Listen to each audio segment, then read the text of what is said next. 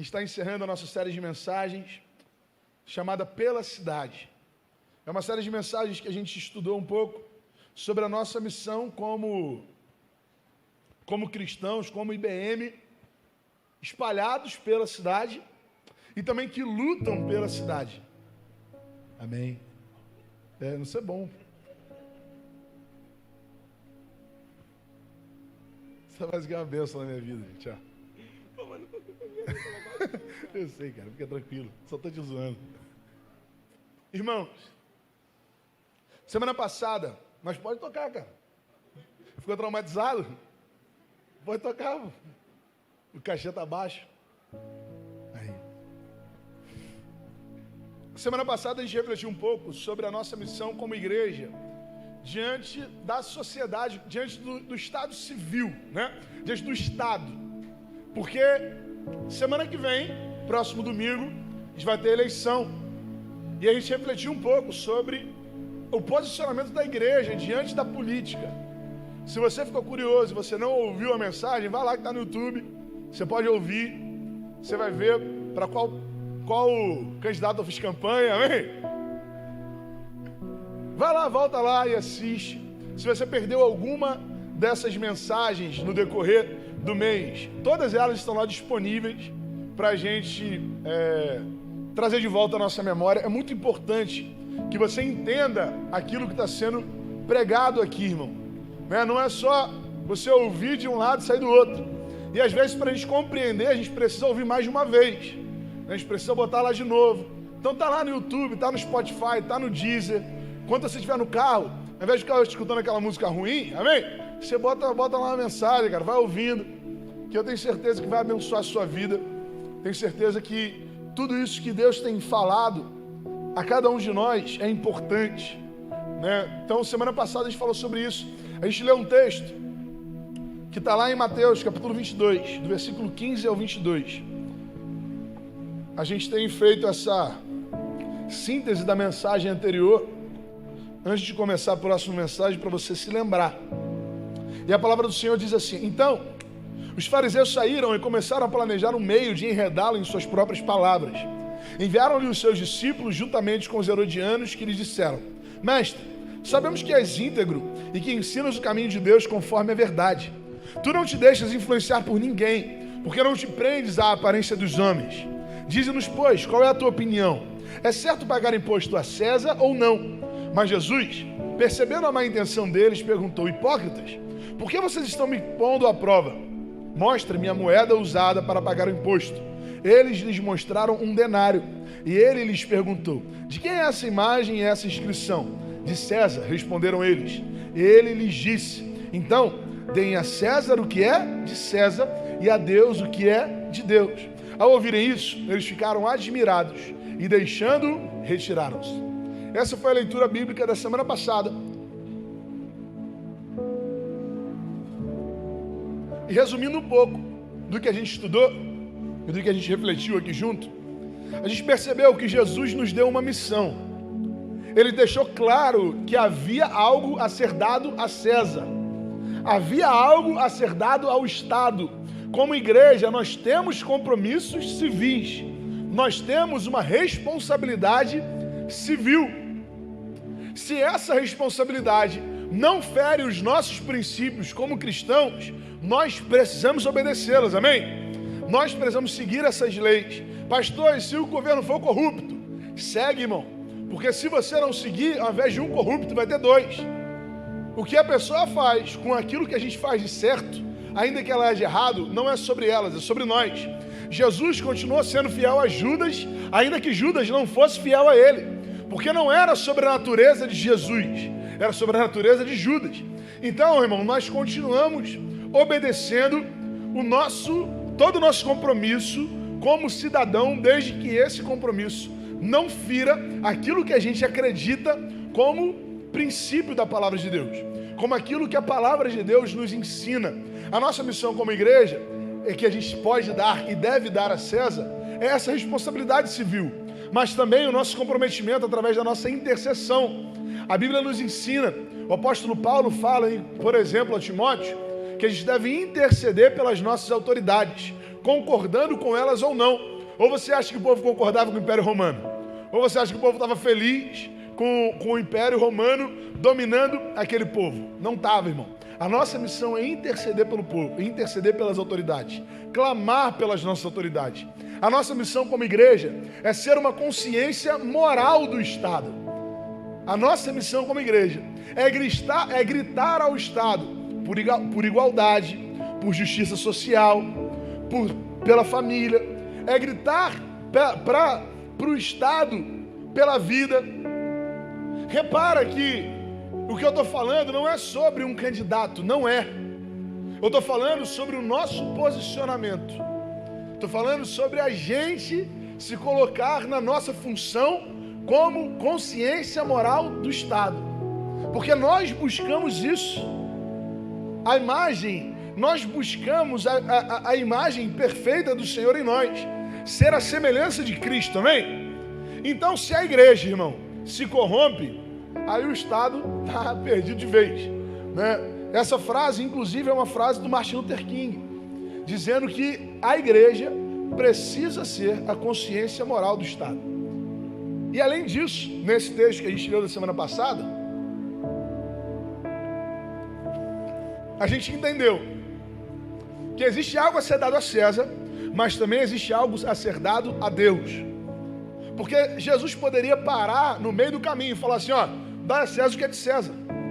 A única imagem que estava na moeda era a imagem de César.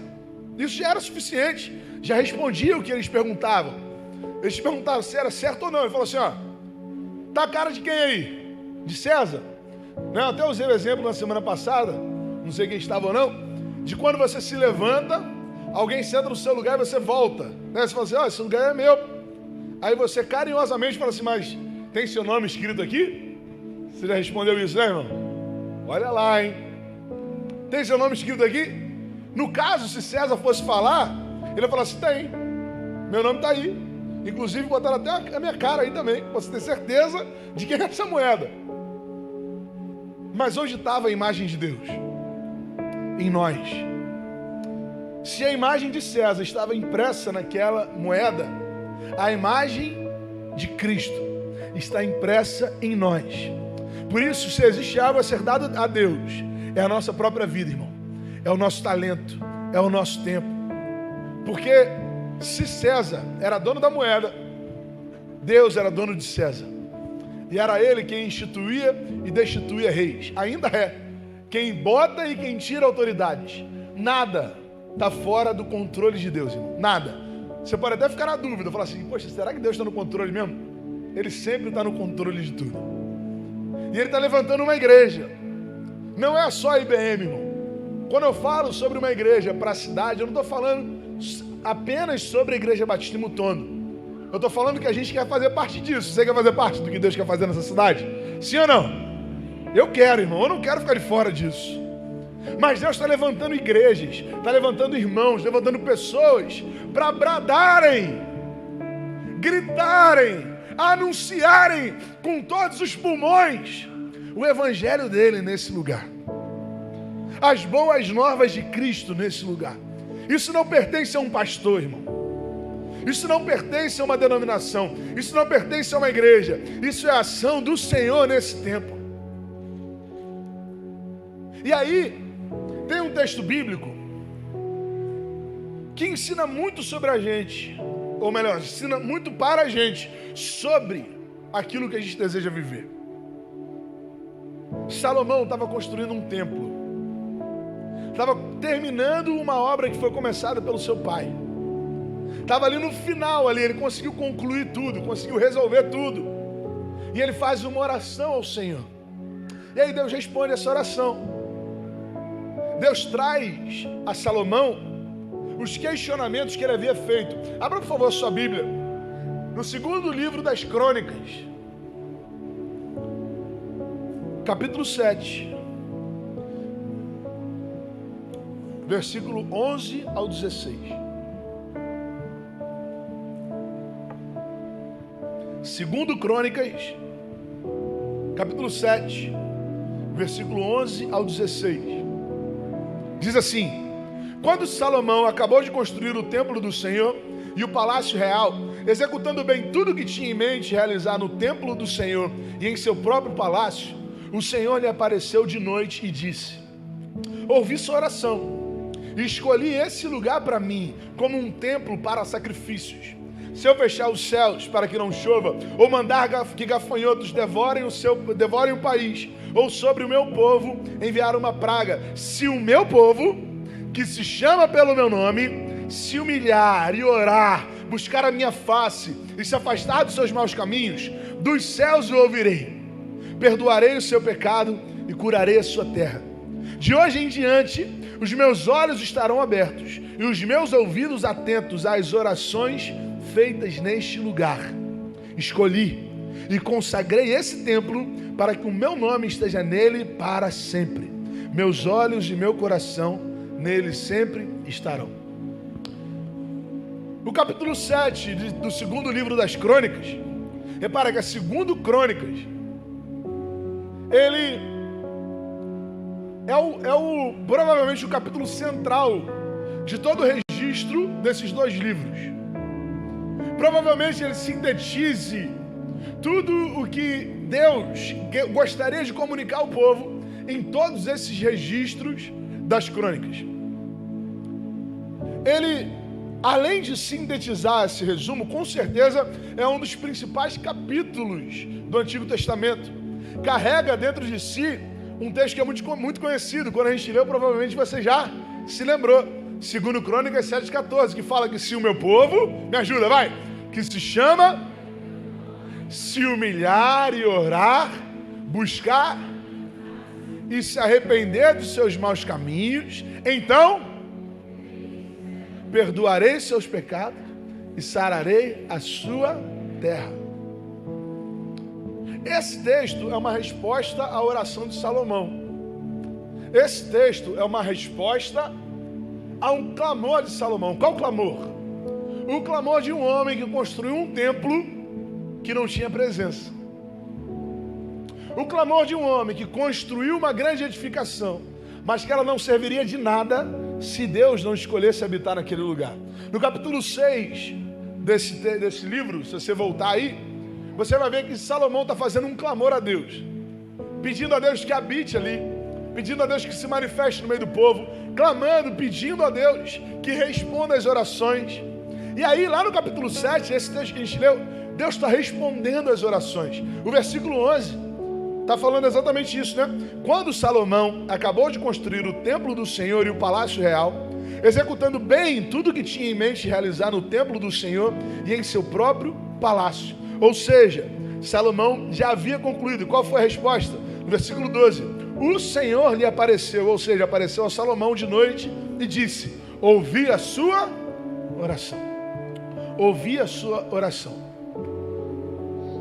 Irmão, isso que Salomão está vivendo tem muito a ver com o que a gente está vivendo também. Por quê? Essa semana, no dia 22 de setembro, completou um ano que a gente fez o primeiro mutirão aqui nesse espaço. Um ano que a gente entrou aqui pela primeira vez, com a chave sendo nossa, né? Que a gente já tinha feito algumas visitas, assim, dar uma olhada e tal. Mas assim, depois de ter assinado o contrato direitinho, depois de ter firmado, a primeira vez foi dia 22 de setembro, irmã Juraci fazendo os vídeos, não, irmã? Já botou o vídeo, passou e tudo lá, a irmã Juraci me mandou, ó. Ela vinha filmando os vídeos, tá? E tinha até a música de fundo, irmão. Um novo tempo Deus tem. Filmmaker raiz, não é esse filmmaker Nutella que tem por aí hoje em dia, não. Um ano. Eu lembro que eu não queria quebrar umas colunas que tinham aqui, ó. Eu achava que daquela marca para cá já ia ser suficiente. E aí já está tendo que quebrar essa parede aí, amém? Dia 14 de novembro, a gente veio para cá.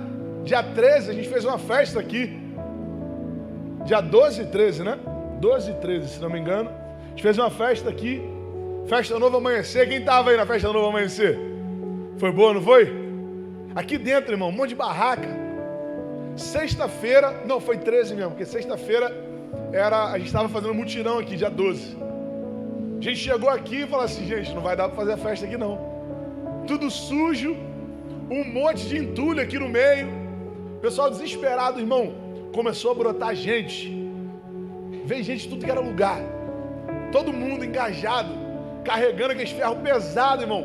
Levando lá pro terreno, arrumando, limpando, jogando água. Umas 20 pessoas lavando isso aqui. Que tava tudo... Pensa na poeira. Tudo empoeirado, lavando isso. No dia 14, a gente fez o primeiro culto nesse espaço aqui. Dia 14 de manhã. Esse púlpito era de terra. Não tinha nem cimento aqui em cima. Era terra batida, era barro. Barro que a gente colocou o entulho, né? Aí tinha botou uns eucatex, assim, uns pedaços compensados para as mulheres conseguirem subir de salto alto, que não dava. Essa era a realidade, irmão, e eu não estou falando de um ano atrás, estou falando de novembro, não fez nem um ano ainda. Quando eu olho para cá hoje, eu vejo essa igreja lotada assim, e eu vejo que a gente está com calor, mas em nome de Jesus no verão vai ter alguma coisa para refrescar a gente aqui. Mas todo mundo feliz, irmão, meu coração se enche de alegria, e eu tenho certeza que o de vocês também. Eu tenho certeza que todo mundo estava ali correndo atrás de cadeira, todo bobo, irmão. Todo feliz, falando assim, gente, pega a cadeira, tá cheio. Pega a cadeira, cada cadeira, leva de cá, traz de lá, feliz. Mas entenda uma coisa, nada disso vai ser suficiente se não houver a presença de Deus. Cafeteria bonita, espaço kids, que daqui a pouco vai ter que quebrar para o pessoal vir para cá e a gente conseguir pegar mais espaço. Forro legal. Juliano tocando ali de fundo. Nada disso, irmão, vai ser suficiente se a gente não tiver uma oração. Senhor, que a tua presença não falte nesse lugar. Porque não é sobre pastor, irmão. Não é sobre igreja. Não é sobre estratégia. É sobre clamor. E aí eu quero voltar com você no versículo 14, que você já sabe de cor. Se o meu povo, que se chama pelo meu nome. Irmão, eu acho muito engraçado que Deus coloca uma condição. Deus está falando assim, olha, se. Como é que a gente pode falar se diante de um povo que ora ou não? Irmão, isso não era para ser uma condição, isso já era para ser uma realidade. Não era para ser assim, talvez o povo busque, talvez o povo queira. Não, isso já deveria ser uma coisa que não tinha como falhar. Não tinha como ter uma condição assim. Não era para existir uma alternativa disso não acontecer. Era para ser uma coisa que era totalmente comum. E aí Deus começa, se o meu povo... Irmão, não são as nossas estratégias. É a visão que Deus tem dado à nossa igreja. Não são os nossos talentos. É a misericórdia do Senhor se manifestando em nossas vidas. Tudo que a gente está fazendo não vai servir de nada para a nossa cidade se a gente não buscar o Senhor. Se a gente não se comprometer verdadeiramente com a palavra de Deus. Se o meu povo... Primeiro, se humilhar. Se humilhar e orar. Parece coisa diferente, mas é a mesma coisa. Súplica. O que é uma súplica? É você se humilhar, irmão. Se humilhar para pedir algo que você não pode resolver. Porque você não pede coisa que você resolve. Você não se humilha diante de algo que você pode fazer. Por isso que é tão difícil para um rico entrar no reino dos céus. Porque a gente que é pobre está acostumado a ter que pedir as coisas, não é? Fala assim, gente, ó, vamos fazer um churrasquinho, cada um leva um quilinho de carne, amém? Asinha de frango, a linguicinha. A gente já está acostumado a pedir, irmão. A tentar pedir, irmão, olha só, mandei um currículo lá naquele lugar, pô, se puder dar uma ajuda lá. Pedir ajuda. Isso é súplica. oração, dependência, humilhação. Lembra do que Deus tem falado? Guarda o seu coração. Guarda o seu coração do orgulho, irmão. Porque o que a gente está vivendo aqui não é para ser atribuído a homem nenhum. Então guarda o seu coração do orgulho, guarda. Não acha que isso é obra humana. Guarda o seu coração da vaidade. Guarda o seu coração da fofoquinha, amém? Porque sempre vai ter alguém que fala assim, olha, foi bonito, né? Igreja cheia, mais... Irmão, esquece esse mais, irmão. Manda esse mais para o inferno, amém? Não tem mais. É incrível. E a obra do Senhor. Se humilhe e guarda o seu coração. A Bíblia fala, lá em 1 Pedro, capítulo 5, versículo 6. Portanto, humilhem-se debaixo da poderosa mão de Deus, para que Ele os exalte no tempo devido. Tiago, capítulo 4, versículos 9 e 10, fala assim, ó, entristeçam-se. Irmão, olha o que a Bíblia está mandando você fazer. Isso aqui quebra toda a teologia coach, não é? Entristeçam-se, lamentem-se, chorem, troquem o riso por lamento, alegria por tristeza. Humilhem-se diante do Senhor e Ele os exaltará. Oração, humilhação. Isso é um princípio que se aplica a qualquer área da nossa vida, irmão. Se a sua família está desandando, vai se humilhar diante de Deus, irmão. Vai clamar ao Senhor, vai orar ao Senhor, vai buscar. Se o seu trabalho está desandando, irmão, vai lá buscar o Senhor. Para lá na hora do almoço e busca. Vai para o banheiro, irmão. O banheiro é um lugar ótimo para orar. Quem já orou no banheiro aí? Viu? Aí, ó. Banheiro é uma benção, irmão. É bom que ninguém nem desconfia que você está orando.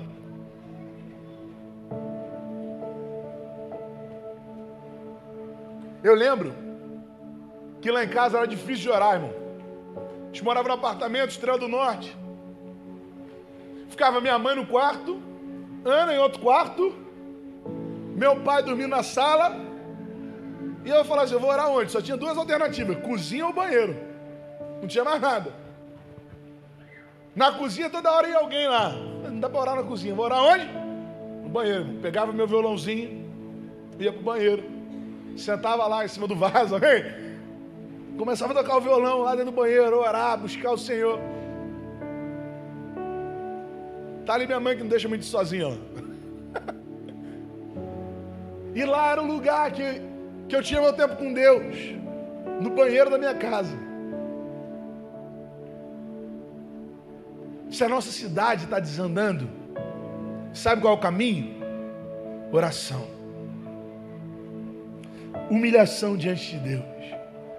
Busca diante do Senhor. Neemias é um líder que me inspira muito. E a gente já estudou ele algumas vezes aqui no púlpito. E ele também começou assim. Lá em Neemias, capítulo 1, versículo 3 e 4, a Bíblia fala assim, ó. E eles me responderam, ou seja, responderam a Neemias. Aqueles que sobreviveram ao cativeiro, estão lá na província, passam por grande sofrimento e humilhação. O muro de Jerusalém foi derrubado e suas portas foram destruídas pelo fogo. Quando ouvi essas coisas, ou seja, quando Neemias ouviu essas coisas, sentei-me e chorei. Passei dias lamentando, jejuando e orando ao Deus dos céus. Sabe qual foi a primeira coisa que Neemias fez quando soube que a cidade dele precisava de uma resposta? Lamentação, jejum e oração. Oração é uma coisa que a gente acha que está fora de moda, irmão. Jejum, então, nem se fala. Lamento, não. O evangelho é um evangelho de up, né? É um evangelho para botar de para cima, irmão. Lamento, jejum, oração. Muita coisa muda. Estratégias mudam o tempo inteiro. Púlpitos mudam. Pastores mudam. Vestimenta, o jeito de falar. Igreja com iluminação diferente. Tudo isso pode mudar, irmão. Mas princípios são imutáveis, irmão. não é uma roupagem que muda os princípios. Não é uma linguagem que muda aquilo que a gente precisa acreditar. E a gente acredita na oração. A gente acredita que Deus tem uma obra a ser feita. E isso se passa pela oração, pela humilhação, pela busca. A segunda coisa que Deus fala para Salomão é: se o meu povo se humilhar e orar, é uma coisa só, repara aí. Ele fala junto: se humilhar e orar, buscar a minha face. A busca pela presença. Mas pastor, oração não é busca? É busca. Mas através da oração a gente ouve a nossa própria voz. Através da palavra a gente ouve a voz de Deus. Através da Bíblia a gente vê a face do Senhor. A Bíblia Sagrada é o mais próximo que a gente chega da face de Cristo, irmão. E você não precisa responder, mas quanto você leu de Bíblia essa semana?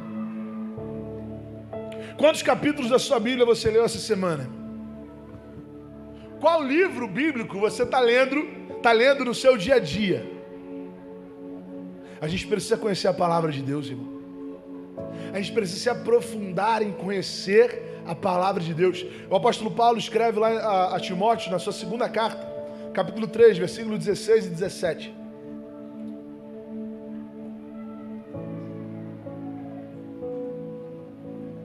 Toda a Escritura é inspirada por Deus e útil para o ensino, para a repreensão, para a correção e para a instrução na justiça. Próximo verso. Para que o homem de Deus seja apto e plenamente preparado para toda boa obra. Sabe o que vai tornar a gente pronto para fazer algo bom? A Bíblia, irmão. A palavra do Senhor fala lá no Salmo 119. Como purificará o jovem a sua conduta? Como purificará o homem a sua conduta? Como alguém pode se tornar puro na sua maneira de agir? Observando segundo os seus estatutos. Salmo 1 fala que bem-aventurado o varão que não anda segundo o conselho dos ímpios, nem se detém no caminho dos pecadores, nem se assenta na roda dos escarnecedores, mas antes tem o seu prazer na lei do Senhor, e na sua lei medita de dia e de noite. Irmão, a Bíblia é a primeira coisa que um crente deixa de lado quando está se afastando do Evangelho. E a primeira coisa que ele pega quando você tem um encontro de novo com o Senhor. Quando você sai de um congresso, irmão, quando você sai de um evento, que você foi abençoado, de um culto que Deus falou com você, a primeira coisa que você quer fazer é comer a Bíblia. É saber o que ela está falando, é ler, é entender. Eu lembro que quando eu me converti, eu virei à noite lendo a Bíblia. Literalmente. Eu estava num congresso. E chegou lá numa quarta-feira à noite, no final do culto já. Irmão, eu entrei no culto, Deus falou comigo, eu me converti naquele momento. Eu entrando no culto, já pum, Deus falou comigo, eu me ajoelhei, chorei. Quando eu saí do culto, eu tocava no Ministério de Louvor, irmão. Foi um congresso de louvor, lá em Petrópolis. Quando eu saí do culto, sabe o que eu fiz? A primeira coisa que eu fiz? Comprei uma Bíblia.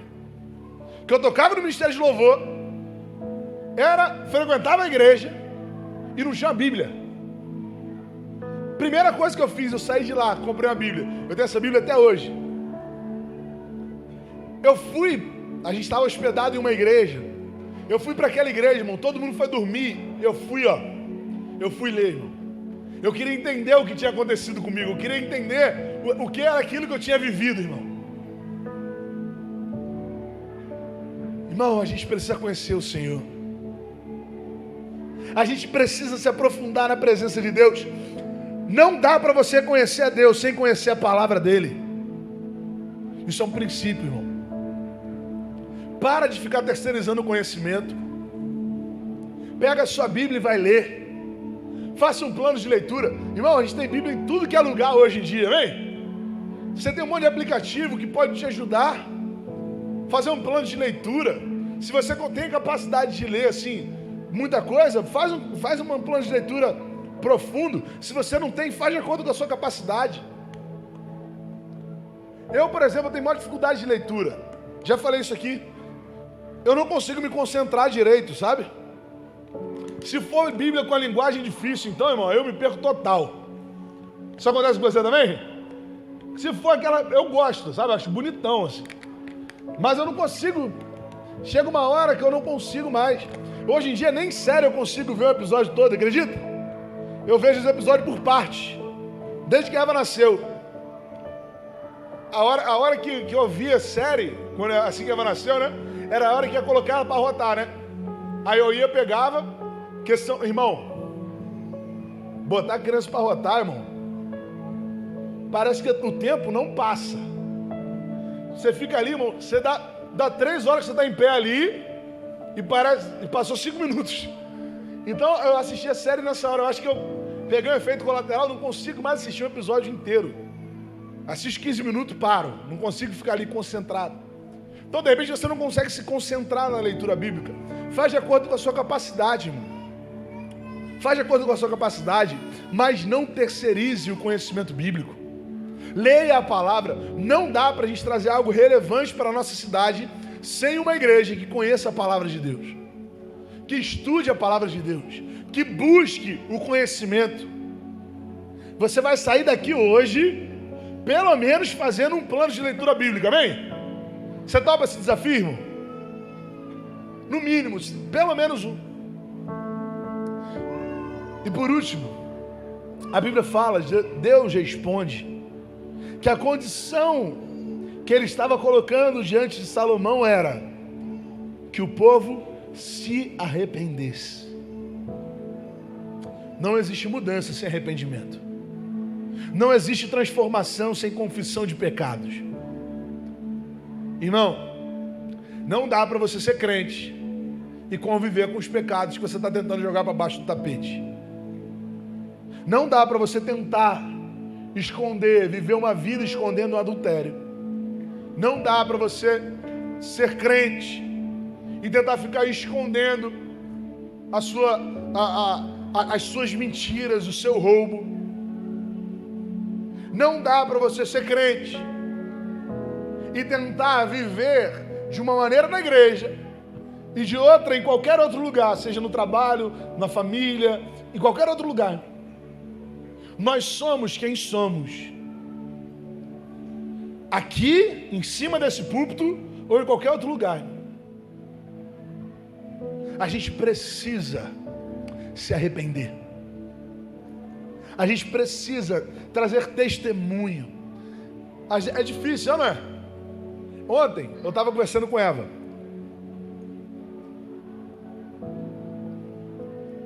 Antes de dormir, eu estou tentando ficar juntinho dela ali e conversar um pouco.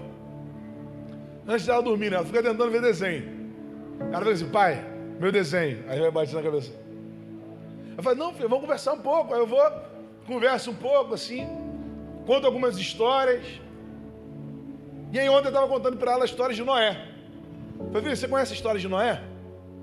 Ela, um pouco. Eu falei, então, Noé estava assim, aí eu comecei a contar, né? Falei da arca e tal. Aí eu falei, Noé era um homem obediente, filho. A gente precisa obedecer também. Lembra que o papai conversou com você? Teve uma vez, esses dias eu conversei com ela. Eu falei assim, filho, olha só. Você precisa obedecer papai e mamãe. Por que você está desobedecendo papai e mamãe? Você não sabe o que é pior? Se você desobedecer, você não sabe o que é pior? Então por que você desobedece? Ela fez assim, eu não sei. Aí eu estava falando isso ontem com ela, eu lembrei ela dessa conversa que a gente teve. Falei, filha, lembra quando o papai falou com você? Que você tem que obedecer? Noé era obediente. Aí ela veio assim, eu acho que para a França não ouvir, ela veio no meu ouvido e falou assim, pai, eu acho que eu sou um pouquinho igual a Jonas. Eu comecei a rir, não aguentei. Eu tava falando para ela foi no meu ouvido baixinho e falou assim, pai, eu acho que eu sou um pouquinho igual a Jonas. A gente é um pouquinho igual a Jonas, não é? A gente quer fazer, mas a gente acaba não indo.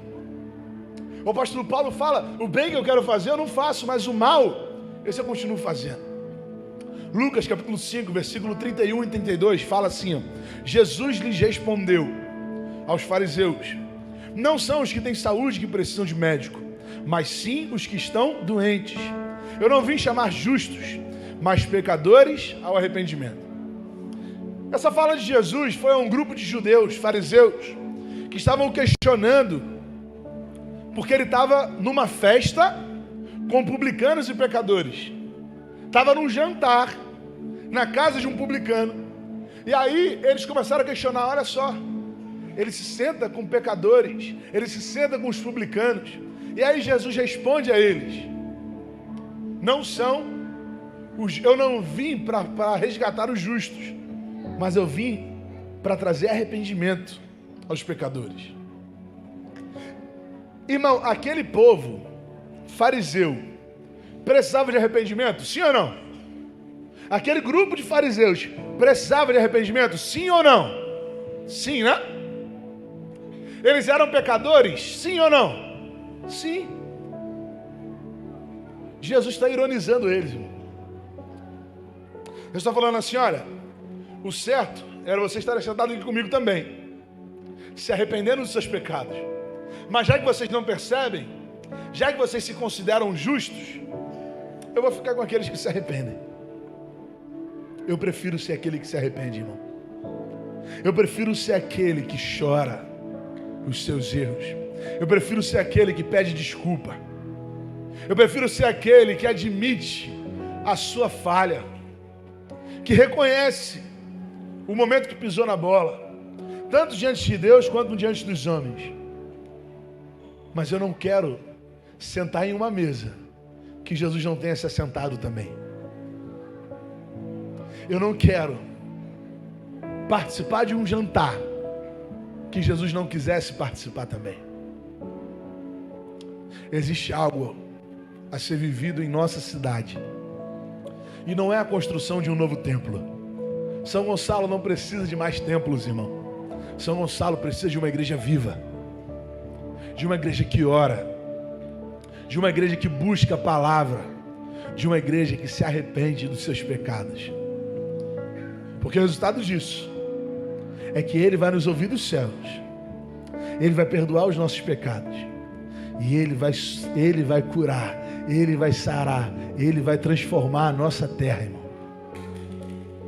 Os ouvidos dele não estarão fechados, os ouvidos deles não estarão tapados, os olhos deles não estarão fechados. Pelo contrário, Ele estará pronto a fazer a obra que tem preparado para cada um de nós. Deus está fazendo a sua obra, e a obra dele não são os tijolos. A obra dele é um povo feito de barro, que se coloca à disposição para glorificar e exaltar o nome dele nesse lugar. 3 princípios, irmão, que eu queria muito que você guardasse hoje: oração, palavra e arrependimento.